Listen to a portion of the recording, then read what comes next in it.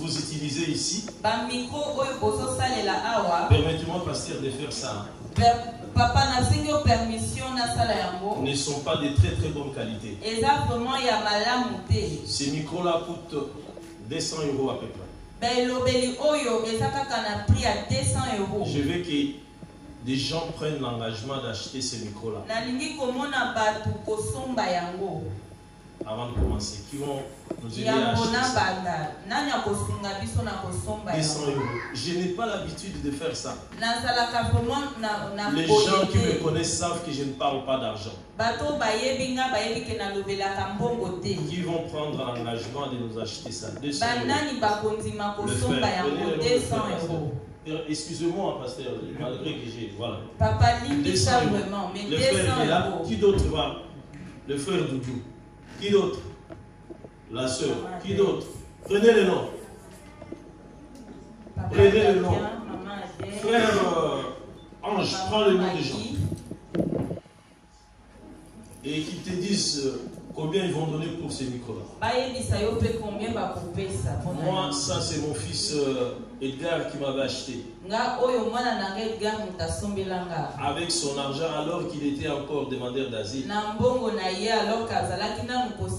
Il a dit, papa, je veux que tu aies des micros de bonne qualité.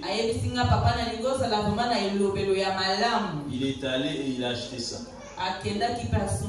Très bonne qualité. Amen. Amen. Je n'ai pas l'habitude de parler d'argent.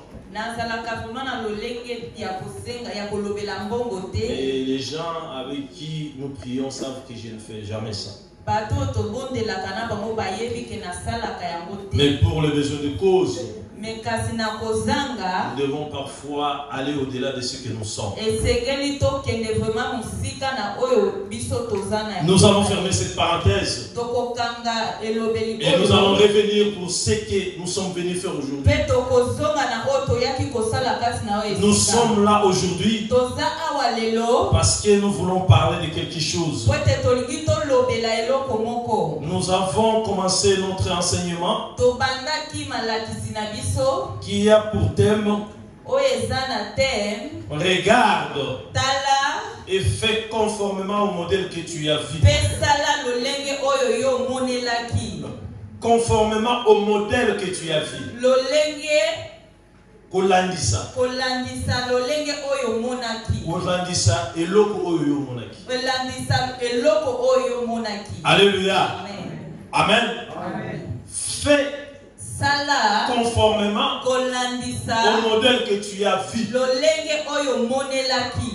Nous avons épinglé des éléments. Où on avait épinglé des éléments. La première chose était que Dieu disait à Moïse de regarder d'abord, d'avoir la connaissance de la chose avant de mettre en pratique la chose. On ne peut jamais commencer quelque chose si on n'a pas la connaissance de la chose. Et Dieu connaissant de cela, il a dit à Moïse de regarder d'abord, de mémoriser, d'avoir la connaissance, de savoir qu'est-ce qu'il va construire avant de le construire. Alléluia. Beaucoup de gens commencent beaucoup de choses sans savoir l'objectif à atteindre. Et Moïse a pris le temps de regarder. Il a mémorisé. La Bible dit qu'il est resté 40 jours et 40 nuits sur la montagne. Il était patient d'apprendre et de comprendre. Il a pris le temps qu'il fallait parce que ce qu'il devait construire était primordial pour les enfants d'Israël. Alléluia. Amen. Si vous voulez faire quelque chose d'important, prendre le temps de concevoir la chose. Ne partez pas en précipitation. Ne cherchez pas à faire des choses vite. Mais prenez le temps. Moïse avait pris le temps de regarder, de comprendre. Parce que tout ce qu'il devait faire avait une grande signification. Alléluia. Amen. Le matériel qu'il devait utiliser avait aussi une grande signification. Et Moïse avait l'obligation de ne pas se tromper dans ce qu'il allait faire. Parce que si Moïse se trompait, tout le peuple d'Israël aussi allait s'égarer. Parce que la représentation de ce que Dieu leur avait donné n'allait pas être conforme à la réalité que Dieu avait montrée à Moïse. C'est pour cela, celui qui a la vision doit maîtriser mieux la vision pour ne pas désorienter le peuple qui est obligé de conduire. Celui qui est le porteur de la vision doit être capable d'expliquer, d'enseigner et de donner la connaissance à ceux qui sont derrière lui, afin qu'ils puissent expliquer aussi, appliquer aussi toutes ces choses conformément à la vision. Alléluia. Amen. La lecture des choses. La lecture des choses doit vous aider à avoir la maîtrise.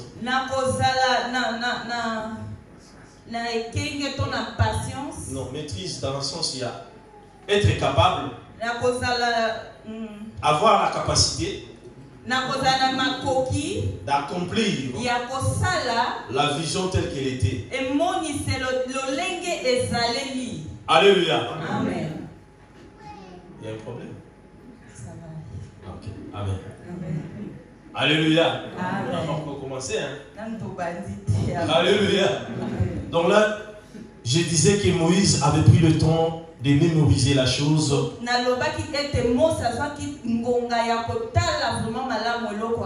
Pourquoi? Parce que c'était quelque chose de compliqué. Je vais essayer d'être dans la pédagogie pour que vous compreniez.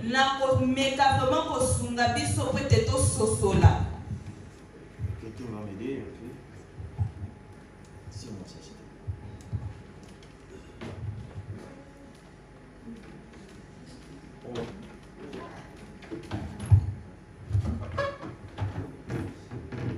Samir. Il est où Samir? Samir Lazaroti. J'arrive pas.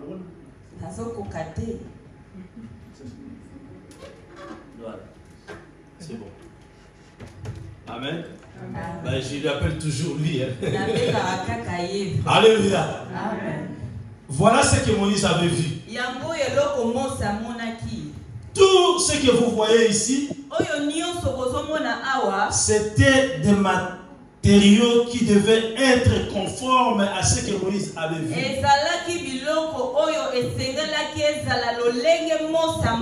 Le matériau ne devait pas être des tissus, n'importe quel tissu.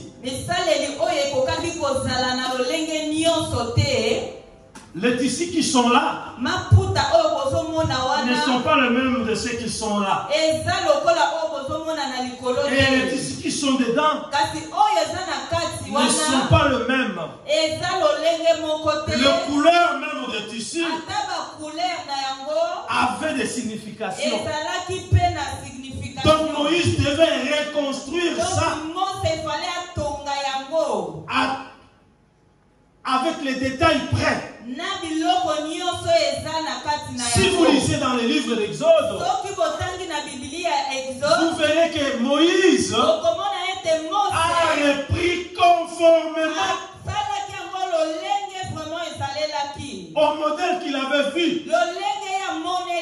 Là où il y avait la distance de 1,20 m, dans la construction aussi, il devait avoir 1,20 m de distance. Mais pourtant, cette œuvre ou ce tabernacle devait être portatif.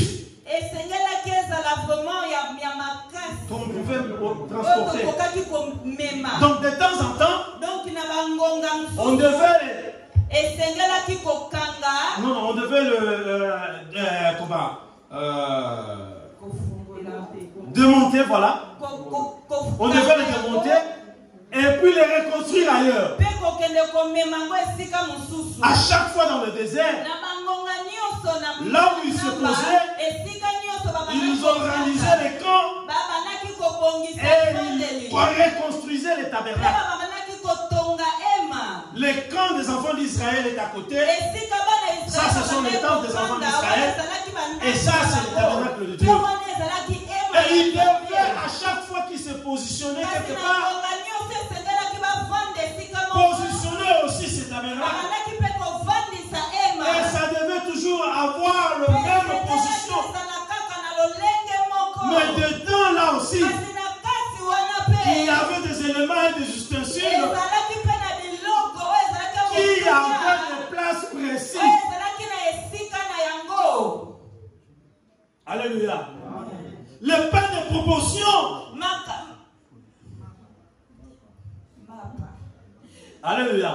Avait une place précise.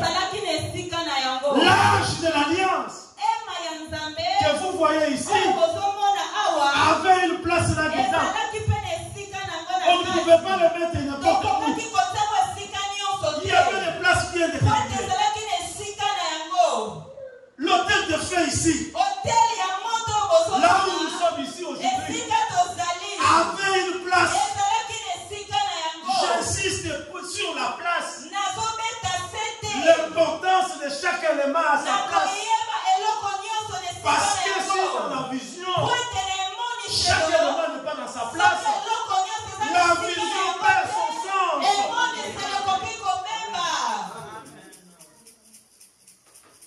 Alléluia. Vous pouvez avoir la vision, mais si vous ne respectez pas l'esprit du donateur de la vision, si vous ne respectez pas l'architecture de la vision n'est plus conforme. Elle perd son sens. Elle n'est plus la vision originale. Regarde, fais conformément à ce que tu as vu. Pour regarder cette œuvre, vous voyez les dessins qui sont là. Peut-être que Moïse l'avait vu. J'insiste sur le détail. Je sais pourquoi. Parce que ce n'est pas seulement important d'avoir la vision, mais c'est aussi important de savoir les détails de la vision, afin de l'accomplir conformément à ce que Dieu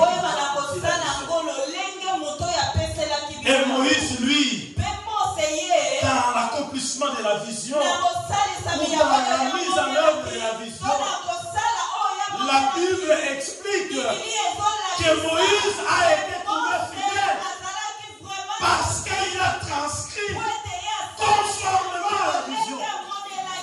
J'avais dit hier que nous pouvons tout reprocher à Moïse. Nous pouvons dire que Moïse était un homme qui n'était pas correct. Moïse était allé épouser une Égyptienne ou une étrangère. Mais nous ne pouvons pas reprocher à Moïse qu'il n'a pas transcrit la vision telle qu'il avait reçue. Parce que Moïse avait pris le temps de mémoriser la vision. Qu'est-ce que cela veut dire? Ça veut dire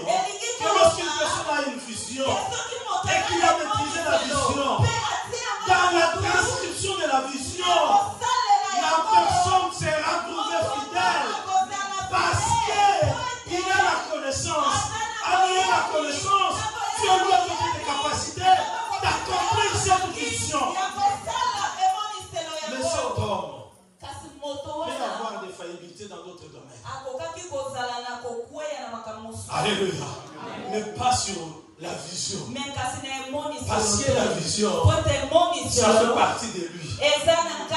La vision, ça fait partie de son objectif. La vision, ça fait partie de sa raison d'existence. Et Moïse a établi la vision comme Dieu l'avait. Il avait des faiblesses dans sa vie, mais pas dans sa vision.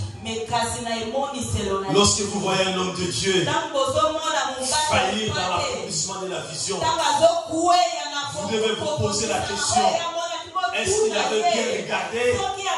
Est-ce que quand il a regardé, il avait bien mémorisé?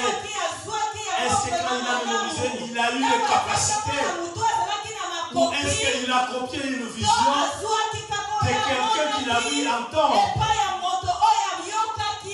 Parce que j'avais parlé hier en disant que la vision, c'est l'ensemble de tout ce qu'on doit connaître, de savoir et être capable de faire, et d'expliquer enfin, d'expliquer aux autres, enfin d'atteindre un objectif personnel et commun. Ce qui est différent de la mission. Dans l'application de la vision, Moïse était correct. Mais dans la mission, Moïse a failli dans certaines choses. Alléluia. Il y a beaucoup de gens, comme je disais hier, qui sont des missionnaires, qui n'ont pas de vision, qui n'ont pas de vision, mais qui sont des missionnaires. Non, qui n'ont pas de vision, mais qui sont des missionnaires, qui accomplissent une mission. Je veux qu'on comprenne une chose. Un visionnaire est aussi un missionnaire. Non, un visionnaire est aussi un missionnaire. Ça veut dire celui qui exécute la vision. Mais un missionnaire n'est pas nécessairement quelqu'un qui a la vision. C'est quelqu'un qui accompagne celui qui a la vision, qui participe dans une vision. Alléluia. Et Moïse avait la vision. Mais Moïse n'était pas seul. Il avait les ouvriers que Dieu l'avait confiés, des artisans pour exécuter cette vision. Exode chapitre 36. Exode chapitre 35. Alléluia. Un missionnaire ou la mission, c'est l'art de mettre en œuvre tout ce que l'on connaît, ou ce dont on a entendu sur un projet ou sur nous-mêmes, afin d'atteindre un objectif. Ça veut dire qu'on peut mettre en œuvre les choses qu'on vous a communiquées. Mais si tu mets en œuvre des choses qu'on t'a communiquées, il faut que tu mettes en œuvre ces choses-là conformément à la connaissance que tu as reçue. Alléluia. Amen. Alléluia. Amen. Je vais lire ce verset parce qu'après on va entrer dans ce qu'on va faire aujourd'hui.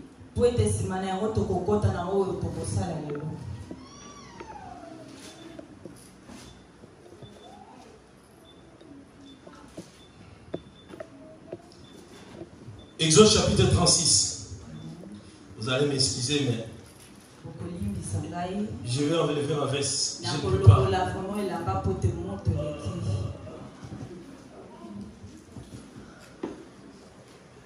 Alléluia. Désolé, vraiment, excusez-moi. temps m'a trompé. Alléluia. Amen.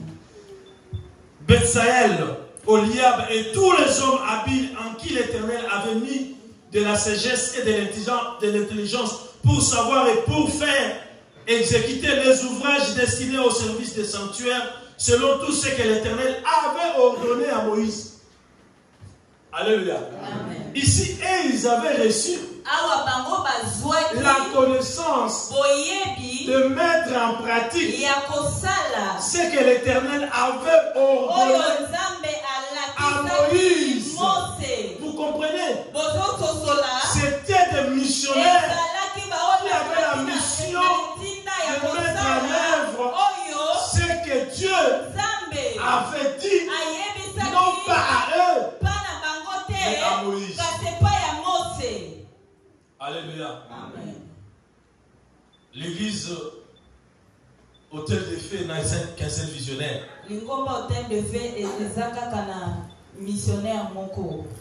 Qui est le pasteur Rocher.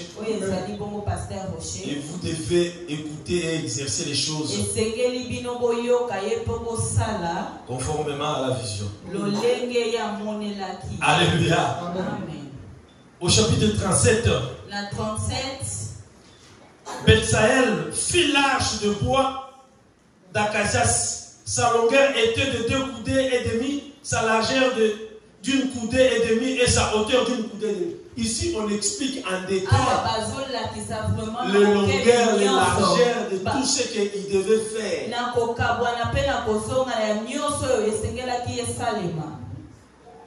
Donc, nous comprenons que lorsque nous sommes engagés dans le champ de Dieu, nous devons nous positionner en fonction de ce que nous sommes capables de faire. Celui qui a reçu la vision doit communiquer la vision. Celui qui a reçu la communication de la vision, il doit appliquer cette vision conformément. Mais voyez-vous, ici nous avons vu ce que Moïse avait vu. Ils étaient dans le désert et Dieu avait montré à Moïse ça. Ils avaient ce tabernacle qui était démontable. Comme on démontait à chaque fois et à chaque déplacement. Mais l'objectif de Dieu n'était pas que la vision qu'il avait montrée à Moïse reste sur quelque chose de démontable. Non, parce qu'Israël avait un destiné. Et le destiné d'Israël, la destinée d'Israël, c'était d'aller à Canaan. Et à Canaan, les enfants d'Israël n'avaient pas besoin de quelque chose de montagne et de stable. Il devait y avoir quelque chose de stable, de durable. C'est pour cela, ce que Moïse avait vu en vision, qui était démontable et notable, a été transcrit, a été mis en œuvre par Salomon en Israël, en construisant ces maquettes ici que Moïse avait vues et qu'il a fait construire et que Salomon a refait, mais en matériaux durables, en respectant le modèle. Est-ce que vous comprenez quelque chose? Salomon n'a pas communiqué avec Moïse. Salomon n'a pas parlé avec Moïse. Mais Salomon a vu le modèle. Il a vu le modèle que Moïse avait fait construire. Et Salomon a reconstruit le même modèle identique en matériaux durables.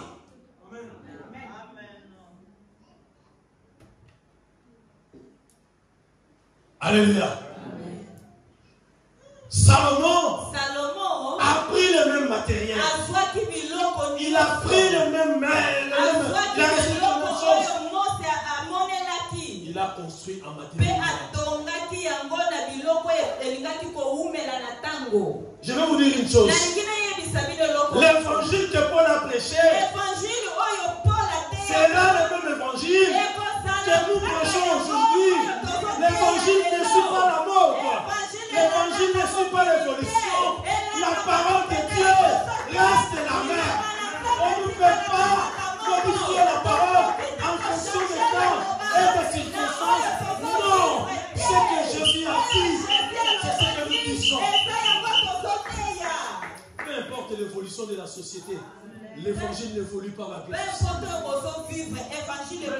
Oh, tu sais, pasteur, nous sommes en Europe, nous sommes pas en Afrique, ça c'est l'évangile d'Afrique. Non, bien-aimé, nous avons reçu Jésus-Christ. Jésus reste le même modèle, il reste le même hier, aujourd'hui, éternellement. Nous parlerons de lui éternellement, aujourd'hui, éternellement. Salomon n'a pas modifié.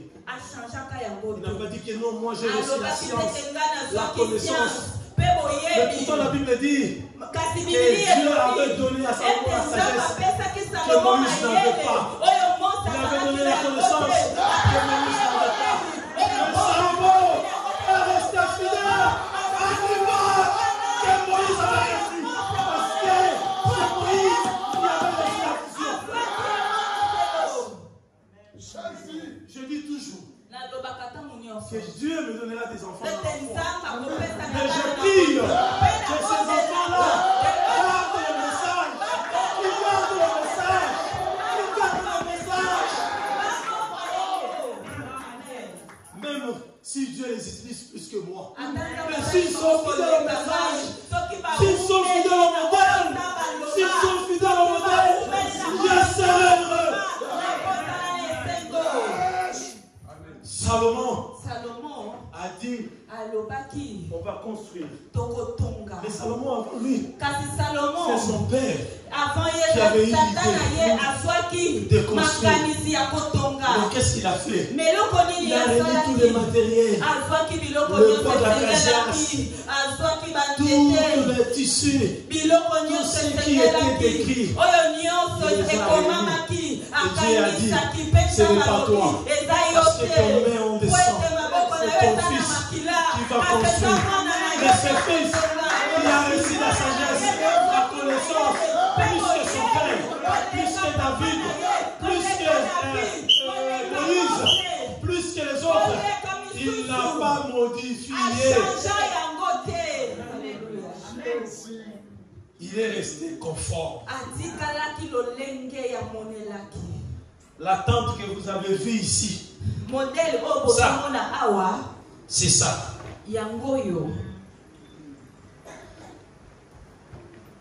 Cette partie-là, c'est cette partie-là. Non, c'est cette partie-là.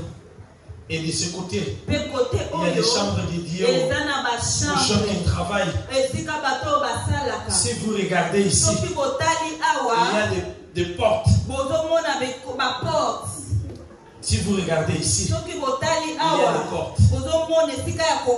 Il a respecté les modèles. Beaucoup des années plus tard, il n'a pas modifié. L'évangile d'aujourd'hui, il y a une évolution. La société a évolué. La société peut évoluer. La société peut changer. Mais la vision de Dieu ne change pas. La vision de Dieu ne change pas.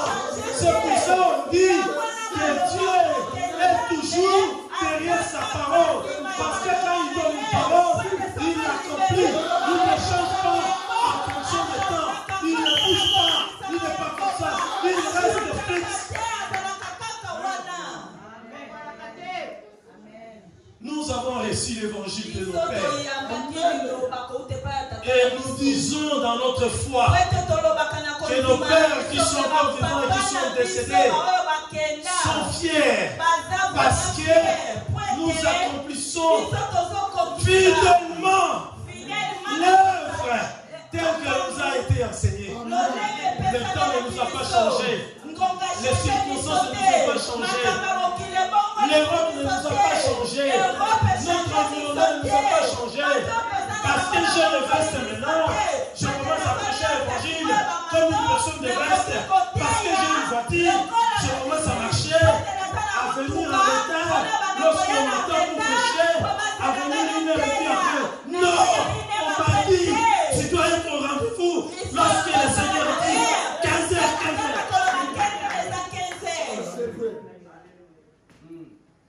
Le pasteur ne vient pas toujours à l'heure à l'église parce que lui il est l'enseignant.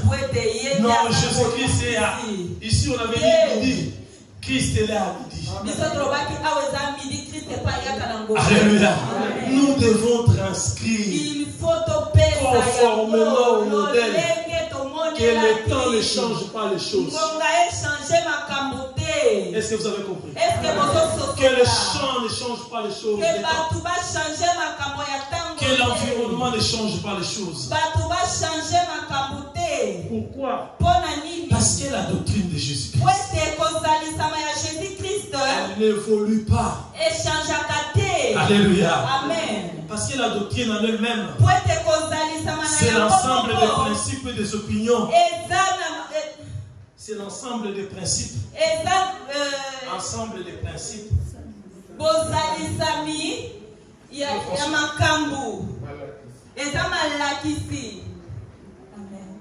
Et des opinions liées à un penseur. Un penseur. Voilà. À un mouvement religieux, politique ou littéraire.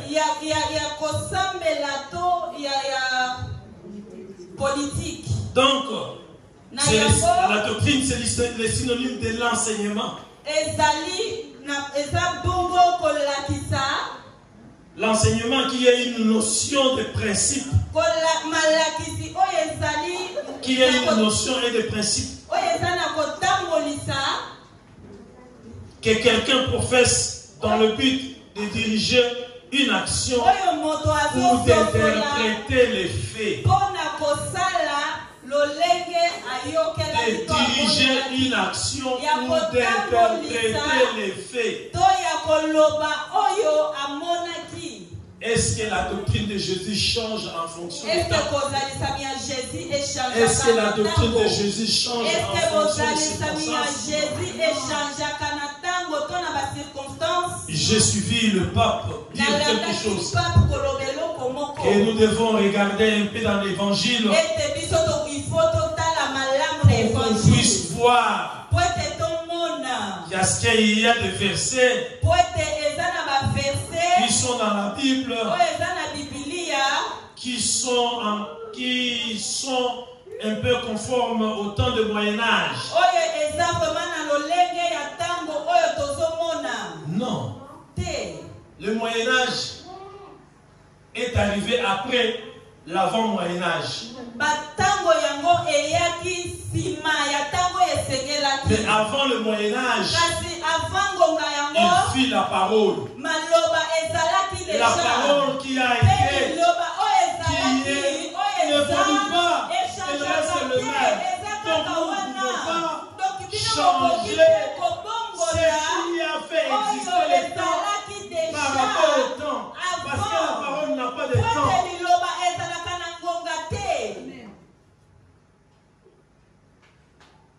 Alléluia. Amen.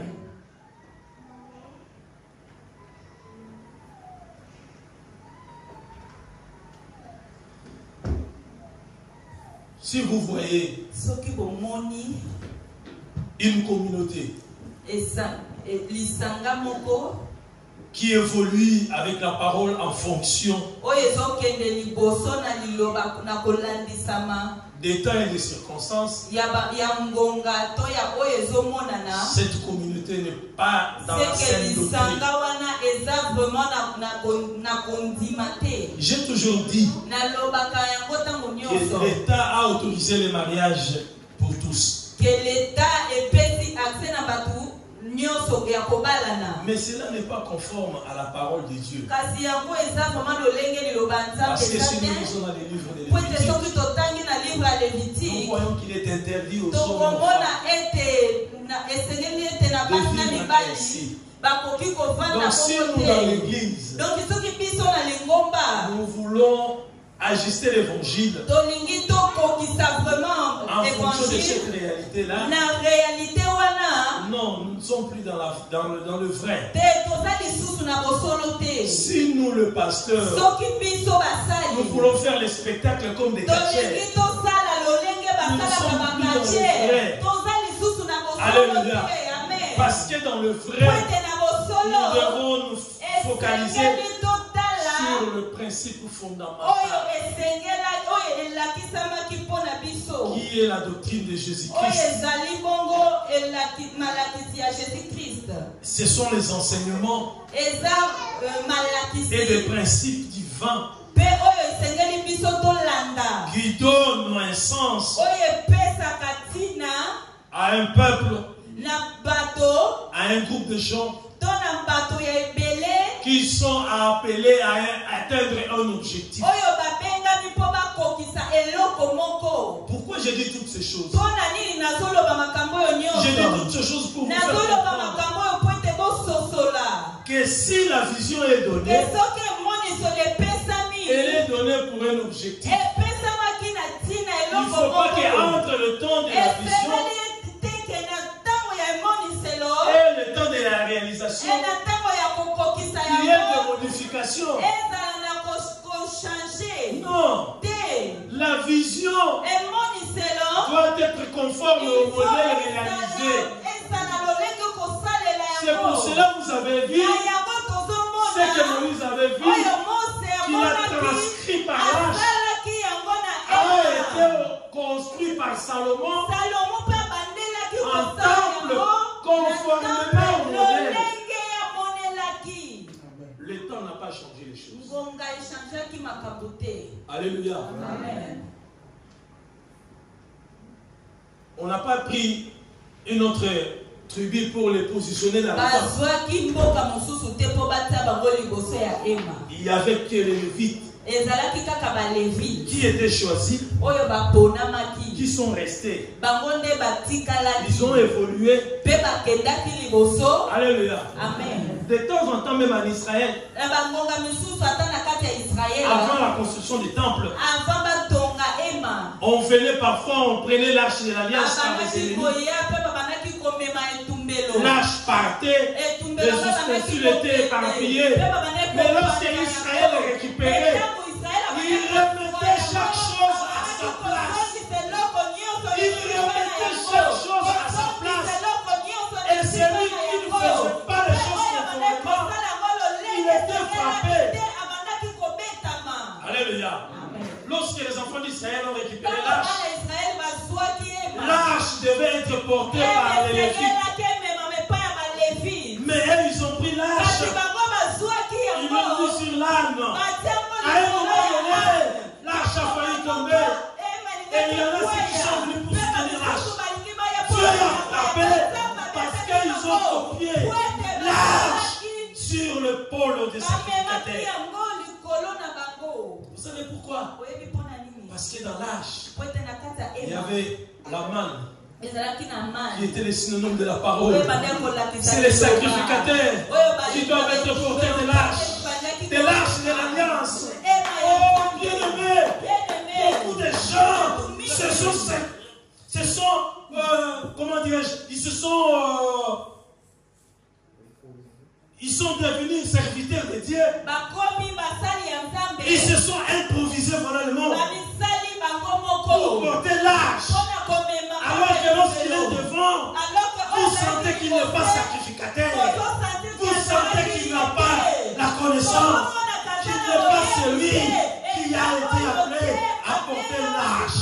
Parce qu'il est dit que dans la bouche du sacrificateur doit sortir la science et la connaissance. Alléluia. L'arche était ou devait être porté par les sacrificateurs. Donc même lorsque l'arche partait et qu'on l'a récupéré, il devait y avoir des sacrificateurs qui devaient porter l'arche. Dieu a donné selon sa grâce. Ceux qui ont la connaissance doivent enseigner. Ceux qui ont la parole de connaissance doivent donner la parole de connaissance. Ceux qui ont la prophétie doivent prophétiser. Ceux qui ont le don de l'idée doivent donner. Ceux qui ont le don de guérison doivent accomplir cela. Ceux qui ont la parole doivent s'exercer à la parole. Je connais un homme. Le pasteur Philippe, j'aime bien témoigner de cet homme. On a prié ensemble avec eux dans l'église Bethesda à Limité. Il était pasteur du siège. Celui qui venait après le pasteur. Cet homme que je connais, un homme de prière, lorsque nous entrons en prière, je l'avais vu et qu'il demandait qu'on soit tous en fonction de Dieu. Comme ça, on pouvait rester des minutes jusqu'à 4 heures du matin.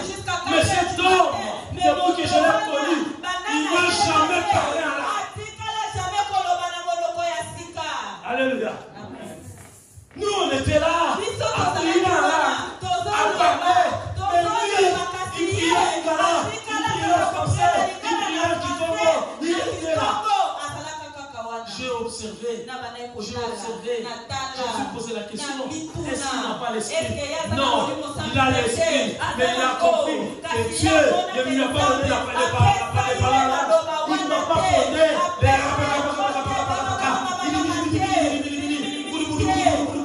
non, il n'a pas la préparation, il prie avec sa langue.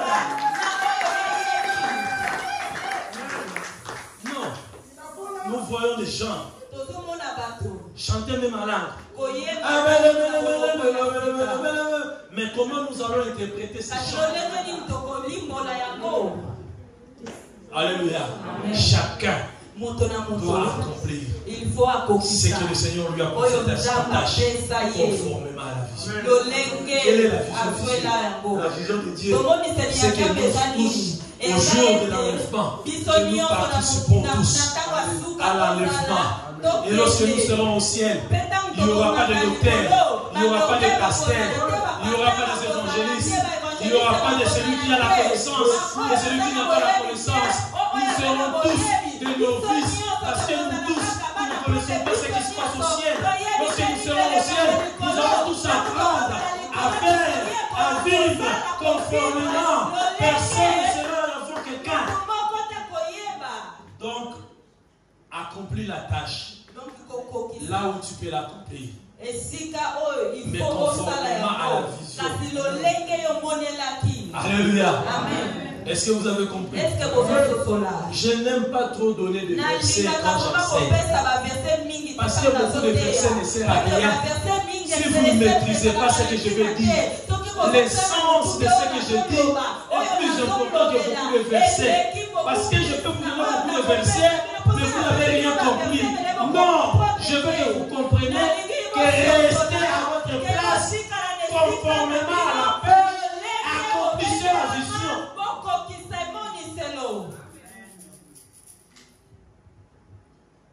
Les gens comme Moussa et Nabal, les gens comme apôtre Mbia Moulaya, ces gens-là, là où ils sont, lorsqu'ils regardent l'église, ils pleurent. Alléluia. Amen. Parce qu'il n'y a pas beaucoup de gens qui sont restés dans le modèle qu'ils ont apporté. Le pasteur Jacques Verneau, là où il est, il regarde, il pleure, parce que l'évangile a changé. Les hommes de Dieu ont évolué. Aujourd'hui, le monde est devenu tâche, parce qu'ils sont partis aux États-Unis. On a vu qu'on appelait les gens daddy, tout le monde est devenu daddy. Ils sont allés, ils ont vu qu'on appelait les gens évêques, tout le monde est devenu évêque. Ils sont allés, ils ont vu qu'on appelait les gens bishop, tout le monde est devenu bishop. Et nous avons l'habitude de nous appeler frères, parce que nous sommes des frères.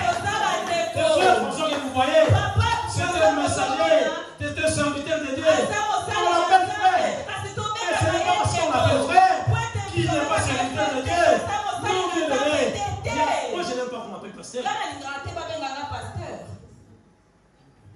présente jamais comme pasteur. Comme pasteur. Vous savez pourquoi? Parce que les pasteurs sont de vrais voleurs, des escrocs.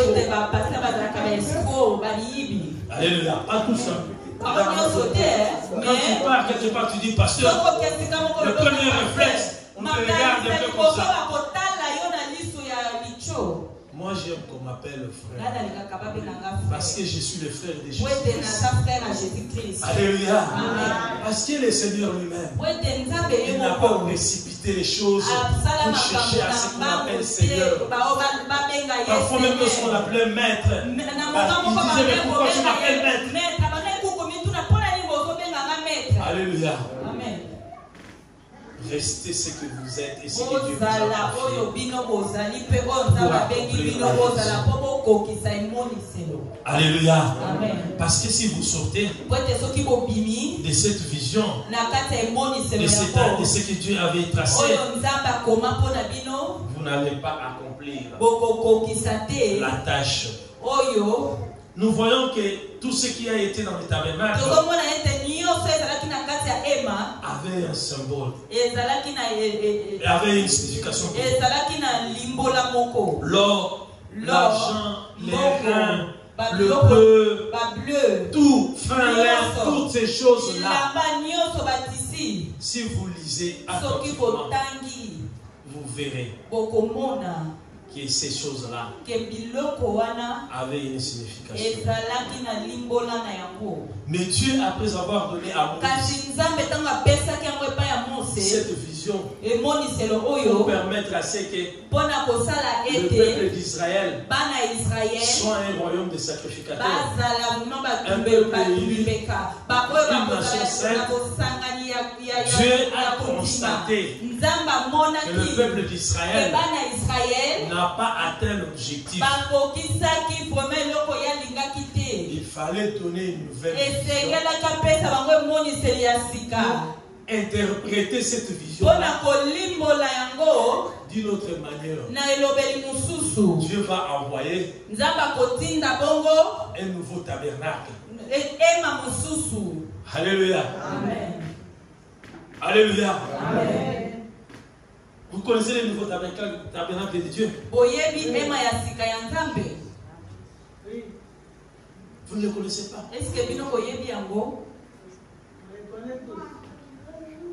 Les nouveaux, c'est Christ lui-même. Dieu va envoyer Christ pour matérialiser tout ce qui était donné à Moïse pour que cela devienne une réalité. Il dit au commencement était la parole. Cette parole qui était avec Dieu. Cette parole qui avait été donnée à Moïse. Cette parole s'est faite chair. Cette vision qui a été donnée à Moïse. Cette vision s'est faite chair. Elle a habité au milieu des hommes. Pleine de grâce. Le tabernacle de Dieu a habité au milieu des enfants d'Israël avec toute la gloire de Dieu. Alléluia. Amen. Et Christ a accompli tout ce qui devait s'accomplir dans les tabernacles pour construire un vrai temple. Le véritable temple qui est l'église du Christ, dont nous sommes membres. Cette église invisible, constituée des esprits des hommes parvenus à la perfection, qui constitue ce corps, qui est la représentation du temple. Le temple qui est la représentation du tabernacle. C'est le tabernacle que Moïse avait vu. Cette église n'est pas seulement l'autel de feu. Ce n'est pas le messager de Christ. Cette église est constituée des esprits. Parce que dans les assemblées, il y en a ceux qui ne sont pas dans cette église. Alléluia. Amen. C'est pour cela notre relation avec le pasteur n'est pas par rapport aux communautés, mais c'est par rapport à notre foi. Parce que nous appartenons à un ensemble qui est l'église du corps de Christ.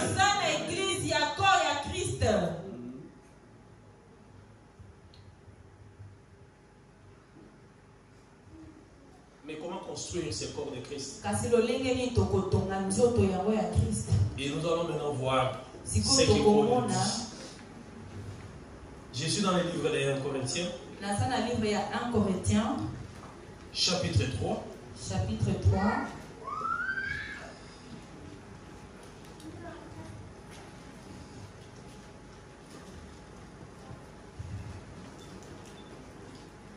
Je commence au verset 1. Verset 1. Pour moi, frère, ce n'est pas comme à des hommes spirituels que j'ai pu vous parler, mais comme à des hommes charnels, comme à des enfants en Christ. Je vous ai donné du lait non pour nourriture. Je vous ai donné du lait non pour nourriture solide.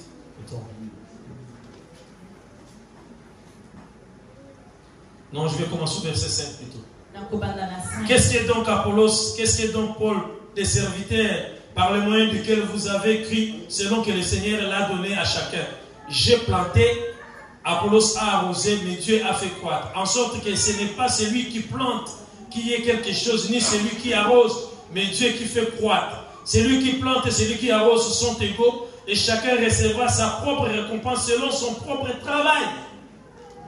Car nous sommes ouvriers avec Dieu. Vous êtes le champ de Dieu, l'édifice de Dieu. Selon la grâce de Dieu qui m'a été donnée, j'ai posé les fondements comme un sage architecte. Et un autre est battu dessus, mais que chacun prenne garde à la manière dont il battu dessus. Alléluia. Amen. Ici, Paul parle de l'œuvre ou de la construction de l'église. Il dit que chacun prenne garde de la manière dont il bâtit. Il dit, moi j'ai posé les fondements comme un sage architecte qui a respecté les règles. Parce que je ne peux pas tout faire. Chacun a sa part de responsabilité. Mais que chacun fasse attention de la manière dont tu bâtis. Qu'est-ce que cela veut dire? Lorsqu'une vision est donnée, celui qui communique la vision n'a pas toutes les capacités de réaliser sa vision. Il doit être accompagné par des gens. Que ceux qui l'accompagnent fassent attention de faire les choses conformément à la vision. Jésus-Christ avait une mission. Mais nous verrons que Jésus n'a pas travaillé seul.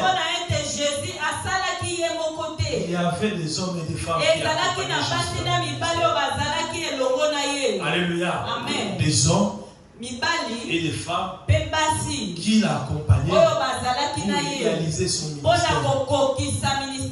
Il y avait des femmes qui étaient là présentes avec leurs biens pour soutenir l'œuvre de Jésus-Christ.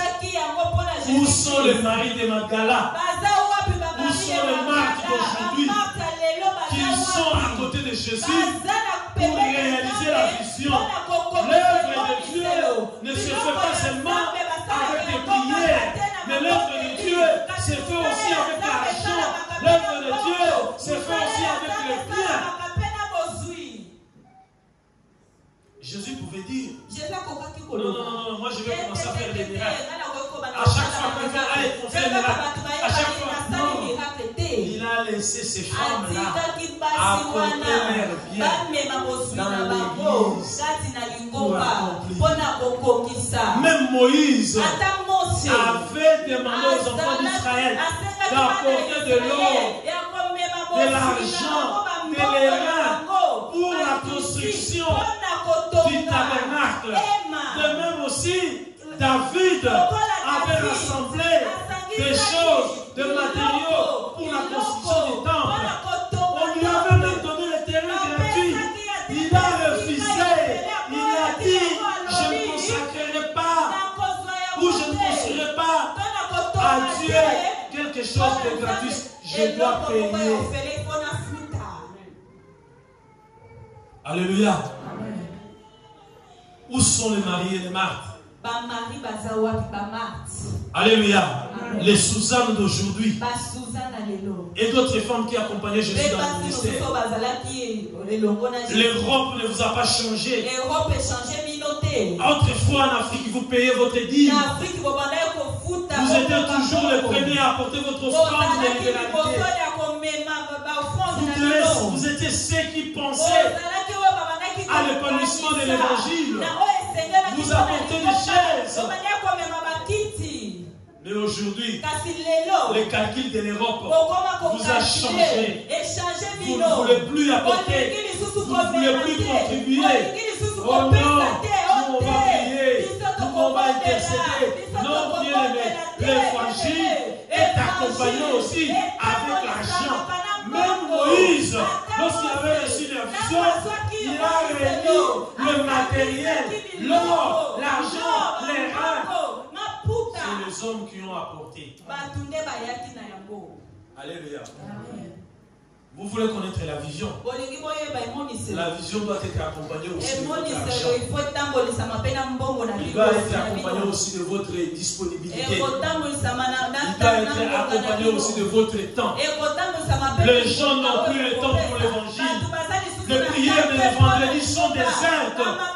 Le moment des jeûnes de prière, les gens ne viennent pas. Les veillées de prière, les gens ne sont pas toujours présents. Mais chaque semaine, vous vous levez à 4 heures pour aller travailler. Chaque semaine, vous vous levez à midi pour aller travailler. Vous ne restez jamais. Et si vous êtes empêché, vous vous empressez à appeler pour justifier.